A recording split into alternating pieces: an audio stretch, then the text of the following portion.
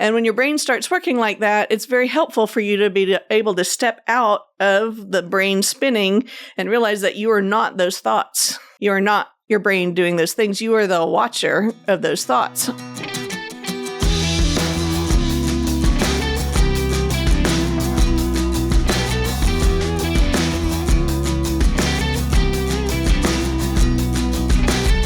Welcome back to the Dr. Crockett Show. I am your host, Dr. Susan Crockett. I am a minimally invasive GYN surgeon that's a board-certified OB-GYN who practices robotic surgery in San Antonio, Texas, and I'm coming at you, not live, but recorded at Ollie-Woodstudios. Ollie is my host, my co-host. He's asleep in the chair, being a very, very good dog at the moment. And I'm so glad that you joined me today. I did a really cool episode last week. If you haven't seen it, episode 92 of the podcast, and I can't remember what episode of the show, but it was a talk that I did for women leading women at Northeast Methodist Hospital. And we were talking about a book by Brené Brown. I like to say Brené and I go way back, like back to 2010 when she did her TED Talk on vulnerability. And, you know, just full disclosure, I don't actually know Brené. I've just read and followed everything she does, and I think she's fabulous. So when the team asked me to talk regarding this book, which is the one they were reading, The Gifts of Imperfection, I was like, oh, hell yeah, I'm all in. And we did that talk last week, and it's posted. We'll put the link below. If you haven't read this book and you're not familiar with Brené, go look her up. We'll put the link for the Amazon affiliate link in the show notes below for you too. So today what we're going to do is we're going to do the Q&A, because after I did the talk, we had some really amazing Q&A, which that doesn't always happen. Y'all have been to events, right? And just kind of, you know, the speech ends and everybody's like, yeah, it's time to get on to lunch or business, or they all kind of are asking the same question in different ways. Well, that didn't happen with this incredible group of leadership women. They had amazing questions, and I thought I would bring them to you for this episode. So that's what we're doing for this episode. The other thing that you need to know about this episode just go back and look at the first one. That'll really fill you all in. So you won't have to have FOMO, you know, that fear of missing out, because you'll know what we're talking about if you go back and look at last week's talk. But the other thing that's important is we're going to be talking about some of the lyrics and the context around what we talked about had to do with life transformation. And I used an example of this amazing song called The Chicken by Bo Burnham, who's one of my son's favorite artists. And, you know, we have this thing where it's our jam when he comes home from A&M that we sit by the YouTube channel and we're like, hey, have you heard this one? And we play music for each other and have a really good time. And most of the time we sing, which I'm not going to do for you today, although Starlee suggested I do. Let's not go there. I won't do that to you, Bo. So anyway, the lyrics to that song are important because it's about a chicken crossing the road and she gets right in the middle of it. And I don't want to ruin what happens next, so go listen to the song. We'll put the YouTube link in the video. He's got a little video there on YouTube. I swear I'm like 1,000 of the 26 million hits on that YouTube song. It's pretty funny. I listen to it all the time. So anyway, what we're doing is we're talking about what happens when you go from being at one level of being in your capacity or in life, and then you do a big jump up or a life transformation up to the next step. We talked about some tools that we use, and also we talked about what it's like being in the middle. And at the end of the talk, I shared that I am right in the middle right now of this big jump from where I was with my practice to where my practice is building. And it's not just a little gradual sloping thing. It's like going from here to here and learning how to cope with the being able to handle the larger capacity is part of what we learn to do as a life coach. And so the insight of these questions that these women had was so amazing. So I'm going to get right into it with you. And I am going to do something a little bit different today. You're going to see me wearing my glasses the whole time because I have really detailed notes and I'm going to be reading them today. So let's start with the first question. The first question was, what keeps you focused on crossing the road? So I talked about how I'm like right in the middle, and it feels like deer in the headlights kind of thing, or chicken in the headlights, because it's right when you've put in all this effort. And when you're moving, like we just moved my business and moving my house. So there are all of these expenses that come up that you're not used to having and all of that. So the question was, how do you stay focused on the road? And I said, you know what? That's a really good question, because I was thinking about that at 3:00 in the morning. You know, that 3 a.m. in the morning thing where your brain starts spinning and you're lying there wide awake and your brain is going, oh, what about this? So what about that? And did I talk with Melissa about that? And Starlee said blah, blah, blah, blah. And I have this talk to do tomorrow. And did I do my outline? And are they going to like it? And oh my gosh, I forgot this on the house. And then what about the kids and the dog and yeah, you've been there, right? I know you have, because y'all as my patients tell me that you get stuck in that in the 3 a.m. all the time. And sometimes I think that's just part of what we do as women. So here's what I do is I'm able to watch my brain spinning. I'm able to now notice when my brain is doing that and go, oh, thank you, brain. Like, that's just brain subconscious doing what it's supposed to be doing, which is your flight or fight response. Your brain is just trying to protect you. So it's constantly looking out for danger, which is what it's supposed to do. It worked really well for us back in the caveman days, but now it rears its head like this. It's looking for the dangers so that we can avoid them. And when your brain starts working like that, it's very helpful for you to be able to step out of the brain spinning and realize that you are not those thoughts. You are not your brain doing those things. You are the watcher of those thoughts. And this is what we teach in life coaching, is the ability to step back and watch your brain as if you're sitting in a movie theater watching a movie instead of being immersed in it. And you all know that experience. You've been in the big screen theaters and you're watching the movie and you forget that you're sitting in a seat with armchairs and popcorn and your friend next to you, and you're just immersed in the movie, but then you need some popcorn. And so all of a sudden you realize that you're in the chair and you pull yourself back out of the movie and realize you're watching the movie. You're not actually in it. And you grab your handful of popcorn. So you do that with your brain when your brain is spinning at 3:00 in the morning and go, oh, that's the movie spinning. I can step back and be the watcher. I can sit back on the couch and watch that brain spinning. That's really powerful. It's the first step in learning how to meditate, first of all. But the other thing is, once you can be aware of that, then you have the ability to change it. So I have the ability, once I can see my thoughts spinning, to calm my brain down, kind of like I would talk to a toddler in the backseat of my car. I don't have toddlers anymore. They're all grown up. But the idea is that brain spinning is like the 2-year-old making a tantrum. And I have the ability to say, okay, I understand. I understand you're upset. It's going to be okay, and here's what we're going to do. And you can do that with your thoughts too. So at 3 a.m. when my thoughts start spinning, I step back and I go, I want to choose other thoughts. Now, here's the trick. What other thoughts are you going to choose? Are you going to go right back to spinning? Because sometimes I do that. It just kind of reflex. But here's the trick, is when you're stuck in the middle of the road and you're caught with the deer in the headlights and you've got all those fear thoughts going through the brain, the most helpful thing is to look at the other side. The side that you're going to look at the dream, look at what you're creating, and start thinking and focusing on where you're going instead of all the stuff that's spinning in your brain in the middle of the road. Because when you start thinking about what you're creating and building and what you're going to be in that new level of being, that switches your brain, literally switches your brain from using one part of your brain to another. The creative part of your brain is a completely separate part of your brain, and they can't keep chattering at the same time. So the fear-based brain cannot operate when you're using your creative brain. So, you could use this in other ways. You could pick up any creative endeavor and start thinking about it in the middle of the night, what you're going to paint, what you're going to sing, what you're going to create in your home decor or in your next business plan or whatever your creative mode is. But in this case, we're talking about the other side of the road, like where you're going in your transformation process. So focus on where you're going. That's my biggest tip there. Your fear cannot sit next to creativity. They can't exist in the same place. So switch into creative future thinking. Question number 1. Wasn't that good? So good. These women are so smart. Okay.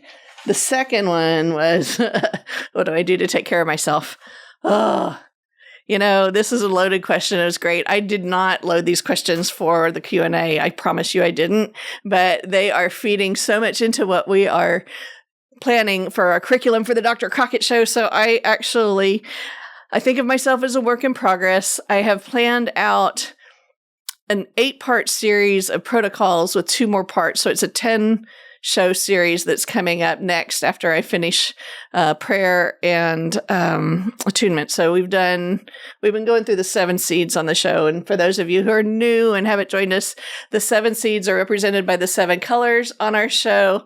And this is the curriculum that we teach about transforming ourselves to become our virtuosa or best feminine versions of ourselves. And we believe that as we transfer ourselves, that's how we transform and care for the world around us and make it a better place. So anyway, the seeds are B, which is self-care, heal, love, give, grow, pray, and attune. So if you haven't listened to the first 5, recommend going back and listening to those now. We'll drop those in the show notes too, but I still have prayer and attunement to do, and those are coming in the next month.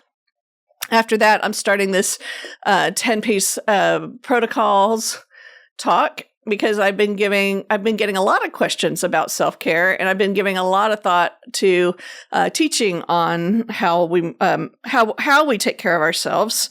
And so basically I start with 4 basic, Dr. Malloy calls them the table of health, the legs of the table of health, which is how we eat, how we sleep, how we exercise, and how we manage our stress and emotional state. So you start with the 4 table legs. You can go back and watch Dr. Malloy's interviews with me where we talk about the table of health. We'll pull that one out of the archives from almost a year ago, and we'll tag that one in the show notes as well.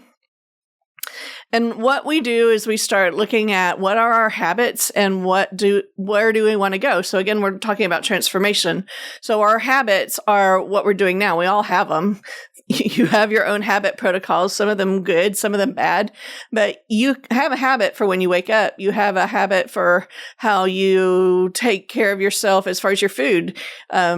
Don't call it a diet, just what are you eating? That's your habit of your diet. Others of you have your habit for your exercise, et cetera, et cetera. So our protocols are what we want to transform into. And so when we're changing habit, it's helpful to think about the habits that we want to form and then start bridging those gaps using our transformation tool to figure out how to go from the bad habits to the better protocols. So a good example of this is I have a habit of coming into the hospital on Wednesdays and Fridays and going to the doctor's lounge and eating bacon and eggs for breakfast. And let me tell you, it's delicious. But you know what I'm supposed to be eating? Whole food, plant-based. Yes, that's what I'm supposed to be doing. But my habit is I've been falling back into the habit of eating delicious bacon and eggs. So my new protocol is going to be how I get my brain to think and wrap back around to not desiring the stuff that I don't want and desiring the things that I do. It's kind of like that. I don't want to get all preachy on you, but Paul in Romans, he talks about I'm doing the things that I don't want and I hate, and I want to do the things that my body doesn't do. And he's linking it to all kinds of stuff. But it's really funny. He's really talking about what we're talking about here, where we're talking about our lower brain or our subconscious and our upper brain, our cortical thinking. And so I just think that's kind of funny. So a couple of other things that I'm going to talk about on the protocols, which are medical protocols, and like how do you take care of yourself on an annual basis for your medical care, and what is happening in the world that's helping us do a better job of that. For instance, in our office, we're offering gallery testing, which I talked about on one of my earlier episodes on How Not to Die. I think it was the original How Not to Die. Let's put that in the show notes too. Got a lot of references. It's almost like things are coming together. What do you think about that? Oh. So early cancer prevention, the gallery testing has the ability to do a single blood draw and detect 50 different types of bloodborne cancers at their earliest cell stage when they're still at stage 0, which is before you can detect them with imaging and often with chemical testing. And it's picking up little small fragments of DNA that it throws off. So this is going to be the mainstay that's coming for cancer detection for a lot of cancers that we have good screening for, like breast, colon, and cervix. But the really exciting thing is the gallery testing is also going to be instrumental in picking up a couple of cancers that we don't have good screening for, and therefore are usually found pretty late. And those are ovarian, pancreatic, and liver cancer. So we're super excited about that. The other thing that I do is I take hormone replacement therapy. It's good for my brain, my bones, my health, my skin, my moods. And so we teach bioidentical or body natural hormone replacement therapy, and that's part of what our medical protocols are. And then we also do supplements. So we believe here on the Dr. Crockett Show in teaching whole food plant-based diet, that you can get most of your nutrition through your food, but for what we can't get, we take supplements. And so I'm always getting asked by patients, what supplements do I need to take and how do I know that they're high quality? And we are answering that with our soon to launch vitamin shop, Virtuosa Vitamins, which is carrying vitamins that are manufactured according to FDA manufacturing recommendations. And it is just a small boutique curated vitamin shop that has my 12 most commonly recommended vitamins that I've been using forever for my patients. And so stay tuned for that. The last thing that we're going to talk about on the protocols talk and how I take care of myself is I measure. I have a Garmin. I track my sleep. I track the quality of my sleep. I track my stress. I track my blood pressure. I track my weight. I have my scale up there. So I'm watching my body composition as I'm transforming into a menopausal woman, and also as I transform my weight to make sure I'm not losing muscle mass as I'm losing body fat and all kinds of stuff. So we are going to talk about how we measure and what our protocols are for that. And you can decide for yourself what you really like for that. Okay, question number 3. There's only 4, but they're really good. So here's number 3. How do I disconnect from work to be at home with family? So I think this is super important. In fact, in my office, when I have nurse practitioners or people working for me that try to take their work home, I really try to dissuade it. I really want I really want myself and my staff to honor our time at work when we're at work, and to honor our time with family and those connections and those relationships after work as faithfully as possible. There's a couple reasons for that. One is, our family is so important to us. Those relationships are just, those connections and those relationships do more for our well-being and our health than most of us realize. And so don't take for granted a single second your family and those connections and how important they are. One of the things I want to talk about is addictions. There was a study that was done in the 70s called Rat Park, and you can look it up on YouTube. It's a really interesting study, and it was done by a doctor. I think his name is Dr. Alexander. And it's an interesting study because he took rats and put them in a cage by themselves, and they had 2 bottles of water. 2 bottles. One was a bottle of water, and the other one was a bottle of water that had either heroin or cocaine in it. And the rats... The rats who were in isolation by themselves would just hit the cocaine or the heroin to the point of detriment and overdose, and all of them killed themselves. They just overdosed until they were done. Then he had another cage of rats that were socialized together. They were able to eat all they want, have all the sex they want, all the socialization they want. They had the same 2 bottles, and they would go hit the drugs occasionally for social reasons, but none of them overdosed. And the teaching that came out of that, or the realization that came out of it, is that the antidote to addictions is not a 12-step program, although I'm not knocking 12-step programs. They're very important. And figuring out how to end your addictions is super important. But the antidote to addictions is socialization and relationships. And that's the part I want you to take out of this. Okay, question number 4, y'all. Question 4. How do I handle the challenges of being a mom and work-life balance? Super, super important question. I have to preface this by saying I was super lucky because I've always had help. I've always been blessed by having super great female friends around me. I've had help inside my home with housekeeping. And I know not everybody has that, but we all have the ability to cultivate relationships and friendships and to help each other, no matter what our financial situation is. And so it doesn't mean that you have to hire help. It means it means I want to encourage you to be community for each other.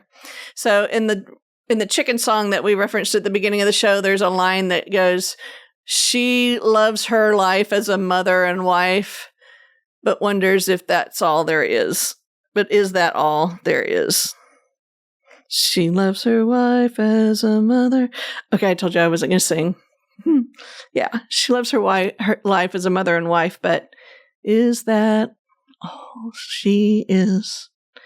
So I want to tell you a little story about my first marriage. So in my first marriage, I was married for 22 years, with him for 25 years. I have 4 amazing, incredible, talented, beautiful children from that marriage. That marriage ended in divorce in 2012, and he subsequently passed away of a heart attack in 2017. But that's not the point of the story. The point of the story is that was a very traditional Christian fundamentalism marriage. And that's not how I was raised. I was raised Methodist, but he and his family came from a background of more fundamentalist denominations, and I bought into that in the marriage. I bought into this whole idea of the submissive wife. Hi, that's a good dog. Yeah, you can lay there. Good job. See? Very good. Obedient. So when we talk about being the submissive wife, there are several different kinds of submission. One is the kind where you're in tandem in a partnership that is kind and loving and where you are taking care of each other. And the other is where one is dominating the other. And I found myself in a place in my marriage where I kind of lost myself. I did it. I agreed with every step of it. And there was one point at which my ex-husband, he came to me and he said, my family and I think that you should not be practicing medicine right now while our children are young. We think you should be home taking care of them, and we want you to stop practicing medicine. And I did for a year. I quit medicine for 2003 or 2004, and it was 2004. I tried really, really hard to be a good stay-at-home mom, and I sucked at it. I sucked at it as badly as I sucked at being a life coach. So I sucked at being a life coach because I'm not that. I'm a surgeon. I want things fixed, and my patience is not that of a counselor's, and there are many amazing people that are, but I realized that about myself. And then the thing about the mom is, I think I'm an amazing mom. My kids love me, and we have amazing relationships, but I was not meant to stay at home. I was meant to be a doctor and help people and heal people. And without that, I didn't do very well. And so out of that, I woke up one day and I was like, I'm like one of those women that I teach women how to identify when they when they've been cut off from their life. And I said, I need to go back to work. So I ended up starting a clinic in Lavernia and worked part-time for there, and that failed. And then I ended up at a very, very large group, and robotics came out. And so if I hadn't followed that pathway, I wouldn't have gotten to where I am with the robotics. But I just think it's kind of interesting. Like some people look at me and they think, oh, you've got everything. Like you've got your practice and your kids and your life and you're, successful. And the thing is, I've been doing this for a long time and it didn't all happen at once. And I certainly didn't do it by myself. So quit being so hard on yourselves. Be gentle with you and take it one step at a time and look for opportunities to do things a little differently. I had an academic job for a while that I loved at Christus Santa Rosa, where I was working for a family practice residency program, directing their OBGYN services. And I didn't have call. And I had my 4 babies during those years that I worked for that incredible team. And, there are different ways of being creative and finding what fits for you. And what I want you to hear is that I know moms who are just like meant to be stay-at-home moms, and they are incredible, amazing moms. I know homeschooling moms. I have very high-powered business mom friends. I've got other moms that volunteer at their schools. I mean, moms who do everything. We freaking run the world. We're moms. That's what we do. So what's important for you to hear is that we're not going to criticize each other. We're going to support and love each other where we can. And however you're doing it is the best that you're doing. And I want you to be kind and compassionate and sweet to yourself. So the other thing I did, this is the last thing I'm going to mention, is I outsourced, and I'm using this principle at my practice right now. I outsourced what wasn't absolutely necessary for me to do. Anything that I could outsource, like cleaning lady, I outsourced driving the kids around. I outsourced that. And what that did is it freed me up to do the things that only I could do with my kids. So the time I had with them when I came home from work was really that time where we were having quality time together and doing things as a family instead of me having to do the house cleaning and all of that stuff. So I'm going to encourage you to use that as a tool also in your own life as well as your businesses.